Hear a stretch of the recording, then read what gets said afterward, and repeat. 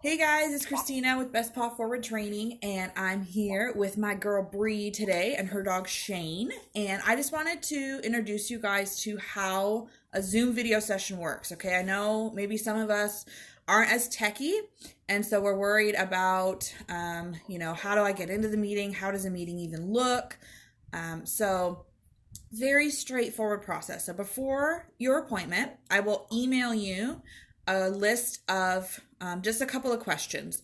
What did you work on since we last met? What went well? What was difficult for you? Just very basic questions that will help us shape your session and make sure that the 90 minutes that we spend together is utilized to the best of all of our abilities. Okay, so what you are seeing now is that this is Shane. He's a very sweet boy, and Bree has done a bunch of training with him. So what she's doing right now is like some impulse control work. So she's putting some treats there on his nose, and then she'll put some on his paws, and she's making him wait until she has released him. This is just something she's taught her dog. It is something, that you could do with your dog. And See, so now she released him. And so that's excellent. So what she's doing right now is just going through some of the stuff that she has taught Shane. And if there was a goal we were working on, so let's say Shane just did not want to sit, then in this situation I could guide her with, okay, well, you may need to go back to luring with treats. You may need to switch up the command you're using. You maybe do it in a different room. Maybe this room's too distracting for him right now.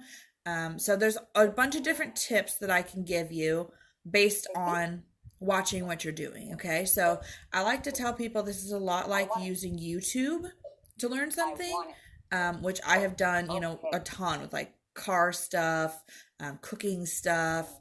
There's a lot of quality YouTube videos out there, but the nice part about this is that I can give you real-time feedback on what you're doing with your dog and ways to help your dog.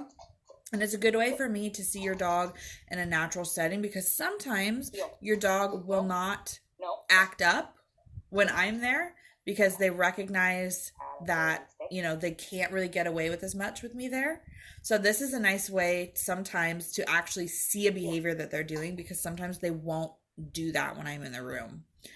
So now Shane's got his little heel on. He's such a good boy. He's a good boy, Shane. Yeah. I just love Shane. He's a good boy. And Bree has worked really, really hard with him. He does some service dog type stuff for her, and they have a really good bond together, her and Shane. Good boy. Okay. It's under you. Oh, you silly boy. Sit. Sit. No. Back. Oh, well. Home base doesn't count. He was just preemptively doing our place exercise. That's all. We also know things like, here, hold on. Let me show you the hallway thing. Come on. Let's go. Oh, excuse me. Excuse me. So we learned excuse me, move. We figured out push. That is my sock. Thank you. We figured out push. I'm trying to figure out pull. I haven't added any lines to the door yet, but I've also gotten him in the chair. I mean, this stuff is so simple. I'm very disabled. Like, I'm out of breath a little bit. Just this little upward. And I mean, if I can do it, you can do it. This is the most stubborn dog ever. When we got him, my dad was, finish the beef jerky. Here. Oh, you want a milk jug for 20 minutes across the house? That's fine. No training. And to have that back and forth is very, very hard. So he is an excitable little freak. So he actually just did amazing. But come here. We also are still working on things like release. Oh, I guess. Because he doesn't like to drop toys. He loves the game of keep away. So we're still working on things like that. Oh boy, yeah. But it's really like Chrissy said, it's getting those turned down. If you need to use a hand signal for your dog, it's even better. I use all of the above, and having a certain noise, like a big stomp with the foot, or whatever, to add to just instead of no all the time, because it's not a punishment thing. It's a no, we didn't do quite the right thing there. Let's reset and try again. And just writing those things down for yourself, I found to be exceptionally helpful. Yeah, some of my clients use like whiteboards, especially if they have multiple family members who are working the dogs. They write all their commands on the whiteboard so everybody can see it. This is what we're using with the dog. Because, yeah, sometimes, you know, mom and dad are doing great, but the kids come in and they want to help, which is awesome. We love when kids want to get involved in training, but then they're doing something completely different and the dog's like, what the hell? So now I think I'll demonstrate how I could show you an example of something. So I've got little Seiko out here, and he knows place pretty well, and he's pretty food motivated. So I'm gonna just adjust here so you can see. That's his place caught right there. If you can kind of see it, kind of sorta. Let's see if I can make this go down any further. You can probably see it. Okay. Hey, Seiko, come here. Come here. Oh, that's a puppy. You go, please. I know, it's huge and you're really little. I know. That one. You don't like that one? And sometimes you have to find what actually motivates them. He's usually, I think he just hadn't seen those treats in a while. And he's like, wait, what? Good boy. And it's helpful if you use treats that aren't crunchy. The ones I have in here are just, they're like everyday give them to them treats. So of course this is short and I'm kind of not tall, but here, I'll go around the back side. There, now you can see. Good boy. Now come. Yes, good boy. Now I'm going to interject something simple here for Shane and I. He's so food driven. I can even get into his regular food and just grab a few kernels. Yeah, and some dogs. So it's finding that one toy, that one ball, whatever it is that your animal loves. Seiko, you want this? What's this? Oh, fine. Bugger. And sometimes you gotta just put their leash back on and let them know. We're working right now. He's trying to stare out the window, which is his favorite thing to do. You're a good boy. Yeah. Good place. Thanks. And just saying, dog distraction is a thing. Right? And over time it just might take it. That one? Good boy. So that's the other thing you have to try and look at. If you're trying to do something with your dog and you can't get them to do it, it could be because something in the environment is too distracting for them. You know, right now we're in our living room. He's in our living room every day. You wouldn't think that's necessarily distracting. But again, there's, you know, with everybody home, there's a lot more people walking by, especially people with dogs and cats and things like that. That's a good boy. Thanks for the eyeballs. That's a good boy. Yeah. So sometimes even just using a leash inside can help you to snap them into more of a work mode. And it makes it so they can't get as far away from you, because if they can get away from you and not do what you're asking them to do, the more that's going to reinforce to them that they can get away from you and screw off. So now he knows, okay, well, she's got the leash, she can't go anywhere, so I might as well just do what she's asking. That's a good and for my dog, that's how my dog knows we are working. As soon as I go near the leash, he wants to be with me. I touch the leash and look at where he is at.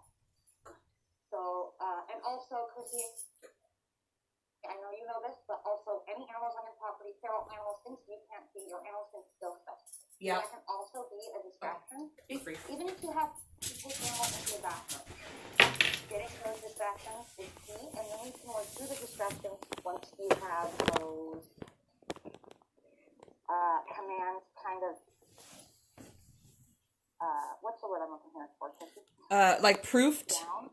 Yeah. Yeah. Because with Shane, we couldn't train in the class because he wanted to play with everyone. So when we got home was really when he near the leashes. He's like, play with me. But yeah, and here's the thing, you guys.